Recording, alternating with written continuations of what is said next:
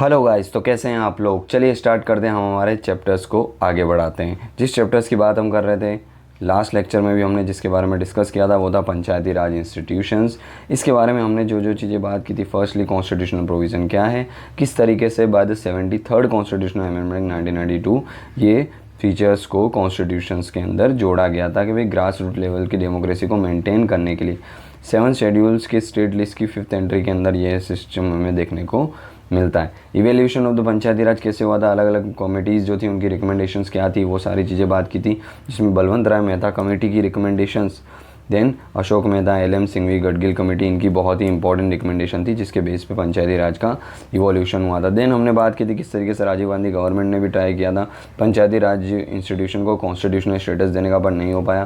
Then VP Singh, then finally 1993 के अंदर नरसिम्हा राव की गवर्नमेंट है, उन्होंने फाइनली क्या दिया, कॉन्स्टिट्यूशनल स्टेटस दिया to the Panchayati Raj. Then हमने बात की थी सिग्निफिकेंस ऑफ द एक्ट कि भाई ये जो 73rd कॉन्स्टिट्यूशनल अमेंडमेंट एक्ट था 1992 का, इसके क्या क्या सिग्निफिकेंस रहे हैं, किस तरीके से पंचायती राज इंस्टीट्यूशन जो हैं उसके अंदर क्या क्या कॉन्स्टिट्यूशनल प्रोविज़न है आर्टिकल 243 से लेके आर्टिकल 243O तक, जो कि हमें 29 फंक्शंस देखने को मिलते हैं इन आर्टिकल्स में, और इसके लिए पार्ट 9 ऐड किया गया है और साथ साथ में 11 शेड्यूल्स भी ऐड किया गया है। ये सारे प्रोविज़न जो हैं by the 73rd constitutional amendment add किए गए हैं, जो सब किसकी बात करते हैं, पंचायती राज इंस्टीट्यूशंस की बात करते हैं, यानी कि ग्रास रूट लेवल पे डेमोक्रेसी को पहुंचाने की बात करते हैं। ये यहाँ तक हमने डिस्कस किया था। ऑलराइट, चलिए आज की शुरुआत करते हैं हम लोग अगले टॉपिक के साथ, और अगला टॉपिक है हमारा सेलिएंट फीचर।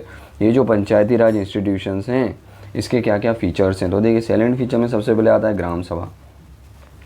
ग्राम सभा किस तरीके से एस्टेब्लाइज की जाती है, देखो सबसे पहले जो एक्ट था 73rd कॉन्स्टिट्यूशनल अमेंडमेंट एक्ट, ये एक्ट प्रोवाइड करता है कि भाई ग्राम सभा जो है ना वो एस्टेब्लाइज की जानी चाहिए eight the Panchayati Raj institution at every village level. Act ये बात करता है कि एक बॉडी होगी और ये जो ग्राम सभा जो होगी ये विलेज लेवल पे एस्टेब्लाइज की जाएगी। इसके अंदर जितने भी मेंबर्स होंगे वो उस गांव के कहीं ना कहीं क्या होने चाहिए, इलेक्टोरल रोल है यानी कि इलेक्शन की लिस्ट है उसके अंदर मेंशन होने चाहिए, और इसीलिए हम बोल सकते हैं और इन्हीं मेंबर्स के अंदर से ये क्या होंगे, इलेक्शंस होंगे, और इन्हीं मेंबर्स में से कोई क्या चुने जाएंगे, ग्राम सभा जो हैं उसके चेयरमैन भी चुने जा सकते हैं और उसके मेंबर्स भी चुने जा सकते हैं। इसीलिए इन शॉर्ट हम ग्राम सभा को विलेज लेवल की असेंबली बोल सकते हैं। जैसे स्टेट की असेंबली होती है वैसे विलेज लेवल की असेंबली हम किसे बोल सकते हैं, ग्राम सभा को बोल सकते हैं। और ये सारी वो पावर एक्सरसाइज कर सकती है, परफॉर्म कर सकती है जो कि विलेज लेवल पे है, और इनको पावर देगा कौन, स्टेट लेजिस्लेचर ने जो डिटरमाइन किए उसके अकॉर्डिंग ये ग्राम सभा अपनी पावर को एक्सरसाइज कर सकती है। ठीक है, तो ये ग्राम सभा विलेज लेवल की असेंबली बोल सकते हैं, law making body at the village level. State legislatures के फॉर्मेशंस की बात करते हैं। देन आता है 3 टायर स्ट्रक्चर। 3 टायर स्ट्रक्चर्स क्या बात करता है भाई, ये जो विलेज पंचायत है 3 लेवल पे होने वाली है, एक होगी विलेज लेवल, इंटरमीडिएट लेवल यानी कि हम बोल सकते हैं तालुका लेवल, और एक होने वाली है डिस्ट्रिक्ट लेवल। ये 3 लेवल की क्या होने वाली है, 3 tier system of the Panchayati राज। ये जो है इस तरीके से क्या होगा, अगर ये 3 टायर स्ट्रक्चर एवरी स्टेट में रहेगा, जिससे क्या होगी, एक यूनिफॉर्मिटी देखने को मिलेगी हमको पंचायती राज इंस्टीट्यूशन में, जो 1992 से पहले नहीं थी। कोई 3 टायर कोई 4 टायर हम लोग लास्ट लेक्चर में ऑलरेडी डिस्कस कर चुके थे। बट हाँ, एक एक्सेप्शन है, याद रखना, जिस भी डिस्ट्रिक्ट की पॉपुलेशन जो है, या फिर हम बोल सकते हैं कोई भी ऐसा स्टेट है जिसकी पॉपुलेशन लेस देन 20 लाख है, तो ये इंटरमीडिएट लेवल है, इसको हटा सकता है, फिर डिस्ट्रिक्ट लेवल और विलेज लेवल पे डायरेक्ट कर सकता है जिस स्टेट की पॉपुलेशन लेस देन 20 लाख है। ऑलराइट, तो ये 3 टायर स्ट्रक्चर। देन हम बात करते हैं election to the member of the chairperson. Member और चेयरपर्सन के इलेक्शन कैसे क्या होते हैं, तो याद रखना जितने भी लेवल हैं, विलेज लेवल हो गया, इंटरमीडिएट लेवल हो गया एंड डिस्ट्रिक्ट लेवल हो गया, सारे लेवल पे इलेक्शन जो है पंचायती राज के हमें देखने को मिलते हैं डायरेक्टली लोग इलेक्शंस के अंदर वोट डालते हैं और अपने मेंबर्स को चूज़ करते हैं। पर याद रखना chairperson at the intermediate level और द डिस्ट्रिक्ट लेवल जो है ना, चेयरपर्सन, मेंबर्स तो सारे डायरेक्टली इलेक्टेड होते हैं 3 लेवल पर, chairperson at the intermediate level and the district level जो है ना वो इनडायरेक्टली चूज़ किए जाते हैं from among the, indirectly elect किए जाते हैं फ्रॉम अमंग द मेंबर्स हुए ऑलरेडी इलेक्टेड। जो इलेक्टेड मेंबर है उन्हीं में से चेयरपर्सन जो हैं इंटरमीडिएट और डिस्ट्रिक्ट लेवल पे क्या है, इलेक्ट किए जाते हैं, जबकि चेयरपर्सन और द पंचायती राज लेवल जो होते हैं वो क्या होते हैं, डायरेक्टली इलेक्टेड होते हैं। और कैसे वो इलेक्टेड होंगे, सारी चीज़ें डिटरमाइन कौन करेगी, स्टेट लेजिस्लेचर डिटरमाइन करेगी, उसके अकॉर्डिंग क्या होगी, सारी चीज़ें आगे चलेगी। तो election to the member of the Panchayati Raj. Then reservation of seat की जब हम बात करते हैं तो याद रखना reservation of the seat at the Panchayati Raj level किसके लिए होंगी, SC और ST यानी शेड्यूल कास्ट और शेड्यूल ट्राइब एरियाज़ हैं और पीपल्स हैं belonging to the these communities SC and STs, उनके लिए क्या होगा, उनकी प्रोपोर्शन टू देयर पॉपुलेशन उनके लिए रिजर्वेशंस होने वाला है एट ऑल द 3 लेवल। याद रखना ऑल द 3 लेवल पे SC ST के लिए रिजर्वेशन होगा as proportion to their populations. ठीक है, इसके अलावा remember further the state legislature shall provide for the reservation of the office of the chairperson in the panchayat at the village or any other level of the SC ST। तो state legislature ही बनाएगा कि members तो हो गए plus chairperson जो होने वाले हैं ऑल द लेवल्स के ऊपर उनके इलेक्शंस किस तरीके से होंगे, तो वो चीज़ें स्टेट लेजिस्लेचर डिटरमाइन करेगा टाइम टू टाइम। इसके अलावा कुछ और प्रोविज़न हमें एटलीस्ट पता होनी चाहिए। इन प्रोविजंस की जब हम बात करते तब कि भाई जो एक्ट है वो क्या प्रोवाइड करता है कि at least 1/3 of the total number of the seats होगी वो एटलीस्ट वुमेन के लिए रिजर्व होनी चाहिए। तो रिजर्वेशन वुमेन के लिए भी है कि भाई एटलीस्ट 1/3 हो गया रिजर्वेशन होना चाहिए किसके लिए, वुमेन के लिए। SC ST का पॉपुलेशन के हिसाब से पर एटलीस्ट वुमेन का 1/3 reserve 1/3 of the overall seat है वो SC किसके लिए, वुमेन्स के लिए एटलीस्ट रिजर्व होनी चाहिए including the number of the seat reserve for the women belonging to SC ST। Further, not less than 1/3 of the total number of the office of the chairperson in the panchayat at all the levels shall be reserved for the women। तो chairman भी at least 1/3, chairman की position भी at least जितने भी level पे chairman से उनमें से एटलीस्ट 1/3 भी हैं वो वुमेन्स के लिए रिजर्व होने चाहिए। Not search member but chairman भी at the all level at least 1/3 women होनी चाहिए। तो ये रिजर्वेशन हमें वुमेन्स के लिए भी याद रखना चाहिए, चेयरमैन के लिए भी और प्लस वुमेन्स के लिए मेंबर्स बनने के लिए तो है ही, राइट। इसके अलावा याद रखना कि the act also authorize the legislature of the state to make the any provision for the reservation of the seat for the backward classes या OBC क्लासेस के रिजर्वेशन के लिए स्टेट गवर्नमेंट के ऊपर अथॉरिटी है कि वो अपने हिसाब से लेके चल सकते हैं। ठीक है, और याद रखना कि reservation of the seat as well as reservation for the chairperson at the level of the Panchayati Raj for the schedule caste और the schedule type shall ceases to have effect after the expiration of the certain years of a period। और ये years of period है till 2030। ठीक है, article 334 है जो बात करता है कि भाई till 2030 reservation for the SC STs as a member और द चेयरपर्सन रहने वाला है, फिर 2030 के बाद एक्सपायर हो जाएगा। फिर हाँ, पार्लियामेंट बाय द एक्ट क्या करती है, इसको एक्सटेंड करती है तो आगे एक्सटेंड भी कर सकती है। पर अभी जो रिजर्वेशन चल रहा है SC ST का पंचायत लेवल पे वो 2030 तक एक्सटेंड रहने वाला है। आर्टिकल 334 ऑफ द कॉन्स्टिट्यूशन इसकी बात करता है। ठीक है, और याद रखना ये जो सिस्टम हमें देखने को मिल रहा है, जितने भी अबो प्रोविज़न हमने देखे रिजर्वेशंस के बोथ मेंबर के एंड चेयरपर्सन के, ये एप्लीकेबल नहीं है कहाँ पे, अरुणाचल प्रदेश के अंदर। क्यों? क्योंकि अरुणाचल प्रदेश में मैक्सिमम ट्राइबल पॉपुलेशंस हैं, तो अरुणाचल प्रदेश के लिए रिजर्वेशन सिस्टम एप्लीकेबल नहीं है, ये याद रखना। और ये लेटर ऑन ऐड किया गया था by the 83rd constitutional amendment act 2000 के थ्रू ये ऐड किए गए थे प्रोविज़न, याद रखना। तो अरुणाचल प्रदेश के लिए ये एप्लीकेबल नहीं है रिजर्वेशन सिस्टम। ठीक है, ऑलराइट, तो ये है रिजर्वेशन ऑफ सीट। देन हम बात करते हैं ड्यूरेशन ऑफ पंचायत। तो पंचायत का ड्यूरेशन रहने वाला है 5 साल। जब वो एक बार इलेक्टेड बॉडी आ गई उसके बाद 5 साल का उसका ड्यूरेशन रहने वाला है, पर 5 साल से पहले वो डिसॉल्व भी हो सकती है। अगर डिसॉल्व हो जाती है तो 2 ऑप्शन होते हैं, विद इन द 6 मंथ हो गया, स्टेट की इलेक्शन कमीशन है उसको इलेक्शंस करवाने होंगे। इसके अलावा और प्रोविज़न क्या है कि before the expiration of duration of the 5 year, या तो 5 ईयर्स वापस भाई लेट से 2010 में इलेक्शन हुए, इन बिटवीन क्या हो गई, डिसॉल्व हो गई, तो 6 मंथ के अंदर कराओ, या फिर 2015 में न्यू इलेक्शन होने वाले हैं तो इसके पहले क्या है, एटलीस्ट क्या करने हैं, इलेक्शंस करवाने हैं within the 6 month of the date of the dissolution. ये है किसके लिए, duration of the Panchayati Raj. ठीक है, और याद रखना फॉर एग्जांपल 2010 में इलेक्शंस हुए थे, 15 में वापस होने थे, पर 2013 के अंदर डिसॉल्व हो गई, तो नई जो कॉन्स्टिट्यूट होगी, इलेक्शंस होंगे यहाँ पे 2013 में, नई जो पंचायत आएगी वो रिमाइंडर ऑफ द पीरियड यानी कि ओनली 2 ईयर्स के लिए 2015 तक ही रहने वाली है, ना कि यहाँ से 5 ईयर एक्सटेंड होकर 2018 तक नहीं रहने वाली है, 2015 तक यानी कि रिमाइंडर ऑफ द पीरियड है वहीं तक रहने वाली है। रिमेंबर, मोस्ट इंपॉर्टेंट प्रोविजन है, ये एप्लीकेबल नहीं है in case of state legislature and parliament. State legislature और पार्लियामेंट अगर इन बिटवीन डिसोल्यूशन हुआ तो इंटायर 5 ईयर के ड्यूरेशन तक रहते हैं, पर पंचायत का ऐसा नहीं है। पंचायत जो है वो रिमाइंडर ऑफ द पीरियड, जितना साल बाकी होते 5 साल में नहीं आई, इन बिटवीन क्या हुआ डिसोल्यूशन हुआ नहीं आई, तो वो रिमाइंडर ऑफ द पीरियड है वहीं तक रहने वाली है। जैसे 2010 के अंदर इलेक्शन में 2013 में डिसॉल्व हो गई पंचायत, तो नई जो पंचायत आएगी इलेक्टेड होके वो 2015 यानी कि 2 साल तक ही रहेगी, क्योंकि 3 साल ये वाली जो पंचायत थी वो ऑलरेडी काट के जा चुकी है। ठीक है, तो रिमाइंडर ऑफ द पीरियड वाला याद रखना, सिस्टम सिर्फ पंचायत के लिए एप्लीकेबल है। इसके अलावा अगर हम बात करें डिस्क्वालिफिकेशन की, तो पंचायत के मेंबर जो हैं उनको डिस्क्वालीफाई कैसे किया जा सकता है। तो भाई अगर वो वायलेट करते हैं कोई ऐसा लॉ या कोई भी ऐसा लॉ जो उस समय क्या हो एनफोर्स किया जा रहा हो for the purpose of the election to the legislatures of the state concern, तो वो जो भी लॉ को वायलेट करते हैं इलेक्शन से रिगार्डिंग, तो उनको डिस्क्वालीफाई किया जा सकता है।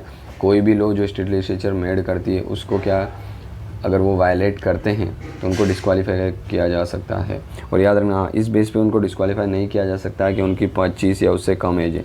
एटलीस्ट अगर 21 ईयर्स उनकी एज है तो वो इलेक्शंस लड़ने के लिए एलिजिबल हैं।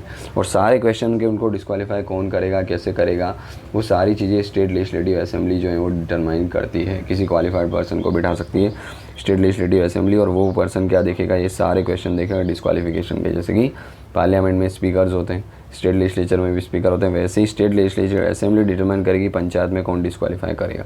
Then state election commission, state election commission की जब हम बात करते हैं तो स्टेट इलेक्शन कमीशन क्या करेंगे, सुपरिटेंडेंट करेंगे, डायरेक्शन देंगे, कंट्रोल करेंगे एंड प्रिपेयर करेंगे इलेक्टोरल रोल, और कंडक्ट करेंगे ऑल टाइप के election eight the panchayat level. Municipality में भी यही करते हैं, पर अभी हम पंचायत पढ़ रहे हैं तो सिर्फ पंचायत के बारे में देखेंगे। पंचायत लेवल के स्टेट इलेक्शन कमीशन क्या करते हैं, इलेक्शन कंडक्ट कराते हैं। अपॉइंट कौन करता है, चीफ इलेक्शन या इलेक्शन कमिश्नर है, इनको अपॉइंट कौन करता है, तो गवर्नर करते हैं। इनकी कंडीशन ऑफ सर्विस कौन डिटरमाइन करता है, तो डिटरमाइन करते हैं गवर्नर। पर उनको याद रखना अगर रिमूव करना हो तो सेम ग्राउंड पे रिमूव किया जाता है एज द स्टेट के हाई कोर्ट के जो जज हैं उनके घर। तो रिमूवल डिफ़िकल्ट है, यानी कि इम्पीचमेंट वाली प्रोसेस पूरी फॉलो करनी पड़ती है रिमूवल के लिए। बाकी अपॉइंटमेंट, टेन्योर, सैलरी ये सब गवर्नर डिटरमाइन करते हैं। ठीक है, इसके बाद अगर हम बात करते हैं कि ही और she shall not be remove from his office accept in the manners and the grounds of the removal of the जज ऑफ हाई कोर्ट, ये हम ऑलरेडी पढ़ चुके हैं।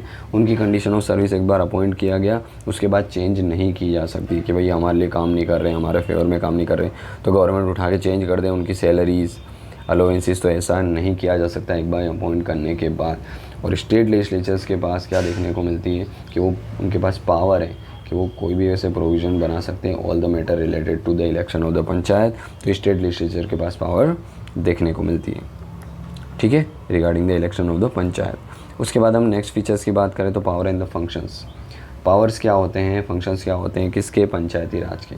देखिए स्टेट लेजिस्लेचर जो हैं वो पंचायती राज को क्या दे सकता है, पावर दे सकता है कि वो जो ये सेल्फ गवर्नमेंट का at the grass root level function है वो प्रॉपर परफॉर्म कर सके। इसके लिए क्या है, डिवोल्यूशन ऑफ द पावर वो स्टेट लेजिस्लेचर दे सकते हैं और उनको रिस्पॉन्सिबिलिटी भी दे सकते हैं। कौन, स्टेट लेजिस्लेचर, याद रखना, ना कि स्टेट गवर्नमेंट। लेजिस्लेचर के पास पावर है कि वो पावर एंड फंक्शंस दे सकते हैं पंचायती राज को ताकि वो ग्राउंड लेवल पे काम कर सकें।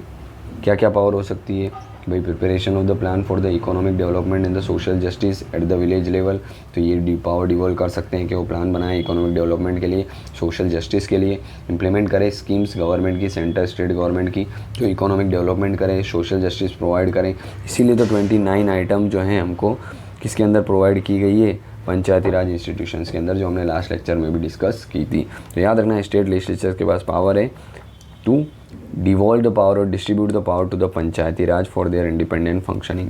देन हम बात करते हैं फाइनेंस कमीशंस की या फाइनेंस कमीशन क्या होते हैं, तो भाई स्टेट लेजिस्लेचर जो हैं वो क्या करते हैं कि भाई पंचायत को वो कलेक्ट कर सके टैक्सेस को, ड्यूटीज़ को, टोल को, फीस को।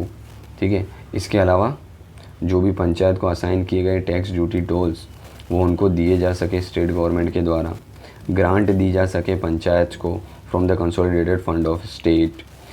इसके अलावा उनको प्रोवाइड किया जा सके कॉन्स्टिट्यूशन ताकि वो कॉन्स्टिट्यूट कर सके the fund for the credit of all the money to the panchayat. ये सारे प्रोविज़न कौन देखता है, finance commission of the state. ठीक है, ताकि उनके पास एटलीस्ट फाइनेंसेस हो पंचायत के पास, ताकि वो उस फाइनेंसेस का यूज़ करके ग्राउंड लेवल पे वेलफेयर कर सके। ठीक है, इसके अलावा अगर हम बात करें ऑडिट ऑफ अकाउंट्स, और देखिए ये फाइनेंसिस के लिए कौन सी अथॉरिटी है, फाइनेंस कमीशन है। अब ये फाइनेंस कमीशन के बारे में थोड़ी सी डिटेल बात करते हैं। स्टेट लेवल का फाइनेंस कमीशन है ये। तो इसको कौन अपॉइंट करते हैं, गवर्नर करते हैं। स्टेट फाइनेंस कमीशन की बात हो रही है, तो सेंटर का फाइनेंस कमीशन जो प्रेसिडेंट कॉन्स्टिट्यूट करते हैं। स्टेट फाइनेंस कमीशन कौन, गवर्नर कॉन्स्टिट्यूट करते हैं एवरी 5 ईयर्स पे। इनका काम क्या होता है कि भाई फाइनेंस कमीशन क्या करते हैं, रिव्यू करते हैं financial position of the panchayat कैसी है क्या है, और रिकमेंडेशन देते हैं किसको, गवर्नर को। किसके रिगार्डिंग कि भाई distribution of the divisible pool of taxes from state to the panchayat, कितना जाएगा क्या जाएगा, कैसे टैक्सेस का शेयर होगा, ड्यूटीज़ एंड टोल्स हैं इनका शेयर कैसे होगा। स्टेट और डिफरेंट पंचायत है, मल्टीपल पंचायत है स्टेट्स के अंदर, उनके बीच में टैक्सेस का डिटर्मिनेशन, ड्यूटीज़ का डिटर्मिनेशंस जो पंचायत को असाइन करना है उसके लिए भी रिकमेंडेशन देते हैं गवर्नर को। और ग्रांट इन एड कैसे देनी है कंसोलिडेटेड फंड ऑफ स्टेट में से, उसके लिए भी रिकमेंडेशन देते हैं फाइनेंस कमीशंस। फाइनेंशियल पोजीशन कैसे इंप्रूव की जा सकती है पंचायत लेवल पे, उसकी रिकमेंडेशन भी देते हैं। अदर मैटर जो गवर्नर उनको दें फाइनेंस से रिलेटेड, उसके लिए भी रिकमेंडेशन फाइनेंस कमीशन को देनी होती है। ठीक है, इसके अलावा फाइनेंस कमीशन के बारे में और कुछ बात करें हम, स्टेट के फाइनेंस कमीशन की बात हो रही है, याद रखना इधर कि स्टेट लेजिस्लेचर जो है वो प्रोवाइड कर सकती है क्या क्या कंपोजिशन होंगे फाइनेंस कमीशंस के, क्या क्या क्वालिफिकेशंस है उसके मेंबर्स की, और साथ साथ में उनका सिलेक्शन किस तरीके से होता है, ये सारी चीज़ें स्टेट लेजिस्लेचर प्रोवाइड कर सकते हैं।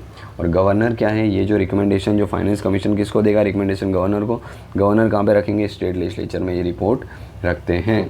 और सेंट्रल फाइनेंस कमीशन भी स्टेट फाइनेंस कमीशन की जो रिपोर्ट है उसके बेस पे क्या है, फाइनेंशियल पूल जो है बढ़ाने का पंचायती राज के, उसके रिगार्डिंग रिकमेंडेशन दे सकता है on the line of state finance commission. तो सेंट्रल फाइनेंस कमीशन भी रिकमेंडेशन एटलीस्ट दे सकते हैं। ठीक है, उसके अलावा जब हम बात करते हैं ऑडिट ऑफ अकाउंट, तो स्टेट लेजिस्लेचर्स क्या कर सकती है, ऐसे प्रोविज़न प्रोवाइड कर सकती है जो पंचायती राज हैं उनकी पूरे अकाउंट्स का ऑडिट करें, क्योंकि चेक एंड बैलेंस रखना बहुत ज़रूरी है।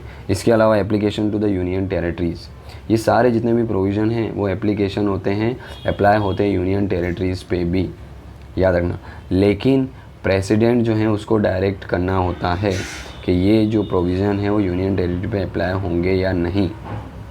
ठीक है, to such exceptions and the modification as may prescribe, तो यूनियन टेरिटरी पे लागू तो होंगे बट प्रेसिडेंट डिटरमाइन करेंगे कि एज इट इज़ होने वाले या नहीं, कुछ मॉडिफिकेशन करना है या नहीं, तो प्रेसिडेंट वो डिसाइड करेंगे। उसके बाद वो सारे प्रोविजन पंचायत के किसके ऊपर, यूनियन टेरिटरी जो 8 यूनियन टेरिटरी उसके ऊपर भी एप्लीकेबल होंगे।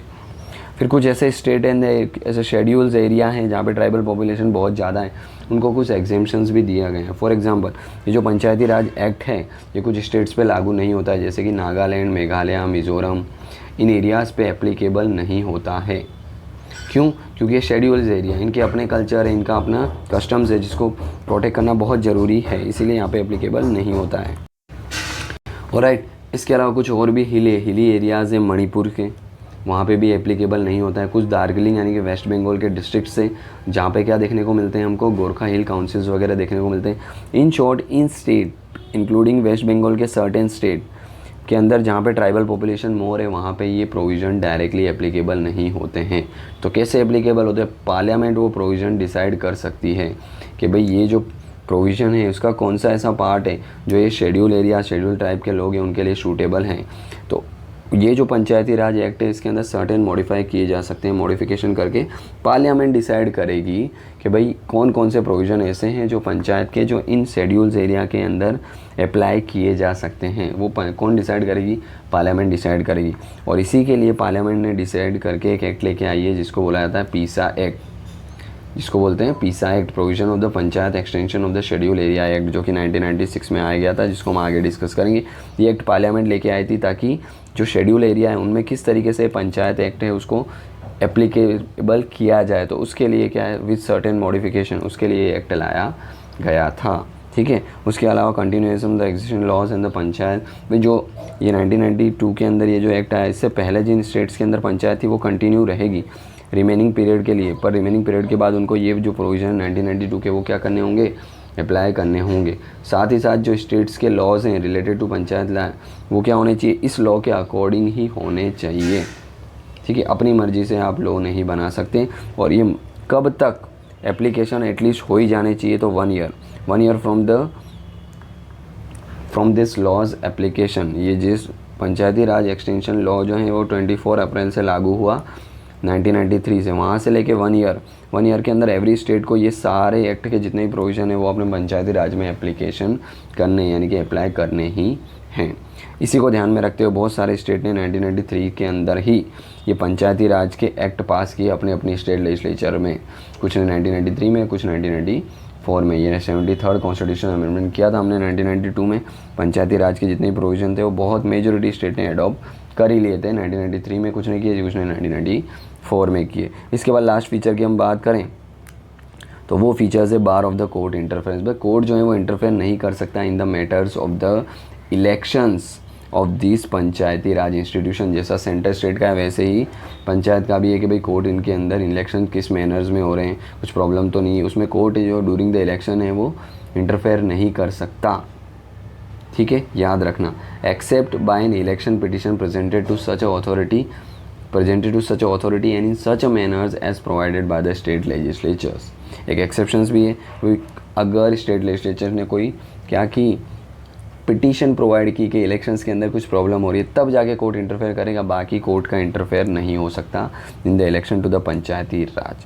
ऑलराइट, तो ये कुछ फीचर्स हैं जो हमको किसके अंदर देखने को मिलते हैं by the 73rd constitutional amendment act of 1992 Panchayati Raj institution. इसके कुछ ये सारे फीचर्स हमें देखने को मिलते हैं, ठीक है। इसके अलावा जब हम बात करते हैं 11 शेड्यूल की, ऑलरेडी हम बात कर चुके हैं, जिसके अंदर 29 फंक्शंस रखे हुए हैं। ये 29 फंक्शंस में क्या क्या आ जाते हैं, तो सीधी सी बात है भाई, ग्राउंड लेवल के डेवलपमेंट के, विलेज लेवल के डेवलपमेंट के लिए जो होंगे प्रोविज़न वही होंगे, जैसे कि agriculture, land improvementation, land reform, minor irrigation, water management project, animal husbandry, dairy, fishery, social forestry, small scale industry, khadi village, drinking water, fuel, rural housing, road, rural level के road, bridge, culvert, waterways, rural electricities, non conventional resource. ये सारे provision जो है वो किस में रखे गए हैं, 11 शेड्यूल्स के अंदर रखे गए हैं। तो आप ये कॉमन सेंस से भी आइडेंटिफाई कर सकते हैं।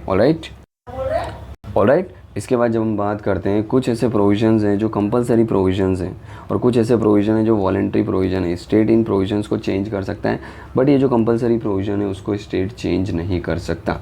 ये प्रोविजंस कहाँ पे दिए गए हैं, तो वही पंचायती राज पार्ट 9 ऑफ द कॉन्स्टिट्यूशन जो 73rd अमेंडमेंट एक्ट के थ्रू 1992 में ऐड किया गया था। कौन कौन से ऐसे कंपलसरी प्रोविजंस हैं जो क्या करने हैं, हम बोल सकते हैं स्टेट लेजिस्लेचर्स को इम्प्लीमेंट करने ही हैं।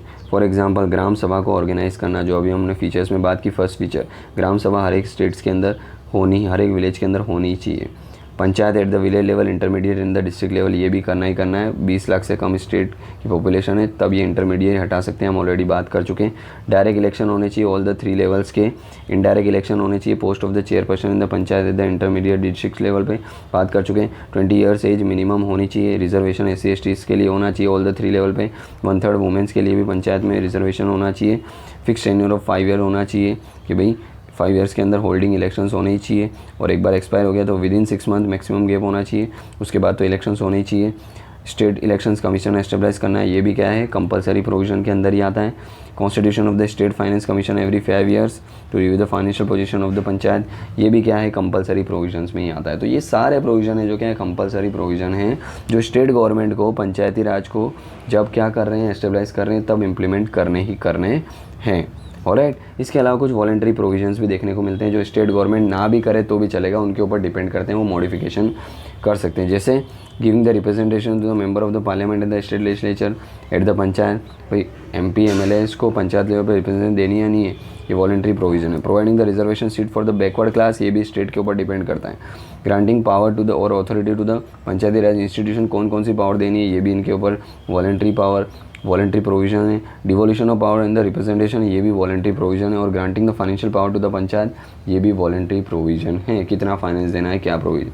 इसके अलावा providing for the constitution of the fund for the creating all the money to the panchayat, ये भी वॉलंटरी प्रोविजन है। इसके अलावा ग्रांट इन एड देना है, नहीं देना है, कितना देना है from the consolidated fund of state, ये भी वॉलंटरी प्रोविजन है। कोई पंचायत को टैक्सेस, ड्यूटी, टोल वगैरह कलेक्ट करने की पावर देनी है, नहीं देनी है, कितने एरिया में देनी है, ये भी स्टेट के ऊपर ही डिपेंड करता है। ऑलराइट। इसके अलावा इकोनॉमिक डेवलपमेंट के लिए उनको प्लान प्रिपेयर करना है, उसको क्या करना है, इम्प्लीमेंट करना है। ये सारी पावर भी वॉलेंट्री प्रोविजंस के अंडर ही आती है। स्टेट चाहे तो दे सकता है, नहीं चाहे तो इसमें मॉडिफिकेशन करके दे सकता है। ठीक है, तो ये सारे कुछ प्रोविज़न है जो वॉलेंट्री हैं। स्टेट चाहे तो दे सकता है, नहीं चाहे तो नहीं भी दे सकता है। ऑलराइट, तो हम आज का लेक्चर यहीं तक रखते हैं। आज हमने क्या क्या डिस्कस किया, आज हमने बात की कुछ salient feature of the Panchayati Raj institution, then 11 schedules के अंदर क्या क्या फंक्शंस हैं उसकी बात की, देन कुछ कंपलसरी और कुछ वॉलेंट्री प्रोविजंस की बात की। नेक्स्ट लेक्चर्स के अंदर हम बात करेंगे पीसा एक्ट, और इसी के साथ साथ हम कुछ इसके फीचर्स बात करेंगे। फाइनेंशियल ऑफ द पंचायती राज के बारे में भी हम लोग बात करने वाले हैं। ऑलराइट, फिर कुछ रीज़न बात करेंगे क्यों ये इनइफेक्टिवली परफॉर्म कर रही है पंचायती राज। ठीक है, ऑलराइट, तो आई होप आपको समझ आ गया होगा ये टॉपिक अच्छे से। मिलते हैं नेक्स्ट लेक्चर में इसी के साथ, तब तक के लिए जय हिंद।